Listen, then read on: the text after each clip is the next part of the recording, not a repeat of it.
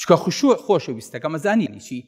یعنی ئەرزێکی تەخت خی گەورە فەرمێ وترى الأرض خاشعة فإذا أنزلنا عليها الماء اهتزت وربت إن الذي أحياها لمحيي الموتى أو أرز مردووە ئەرزێکی ڕق و تەق ئەرزێک درزی بردووە چکە بێ ئاوی دەپژێراوە بەسەرا. هەموو خشوعەکانی قورئان خشوعی دیوار یعنی ها خەریکە بێت ئاوا لارە بێتەوە، خشوعی خۆر یعنی خەریکە ئاوا بێ، خشوعی چاو یعنی چاو ئاوا زەلیلە بێ، خشوعی دەم یعنی لەسەر خۆ. وخشعت الأصوات للرحمن فلا تسمع إلا همسا.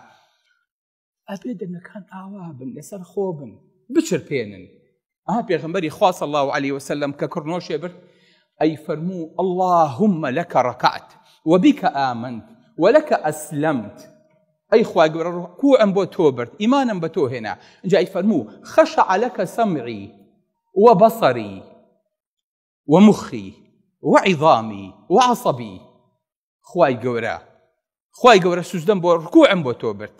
اینجا ئەیوت هەمووی بۆ تۆ ترسا چی؟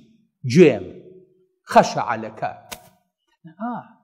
کەواتە ئەم دڵێ تەحەکومەکات، ئەم چاوە دا ئەبەزێنێ، ئەم ملە کەچەکات، ئەم گوێیە کەچەکات، ئەم مخە یعنی مۆخی خوێنەکەشت کە سجود وەبا لەگەڵ ئێسکەکەیە مۆخەکە ئاواچێتە خوارەوە وەکو ئاوی تەرازوو.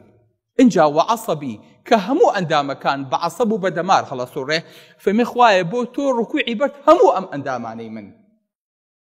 کەواتە ئەگەر هەموو ئەندامەکانت وەکو خۆی ڕکوع نەبا ئەمە ڕکوع نییە، ئەمە خشوع نییە، ئەمە تێگەیشتن نییە لە نوێژ.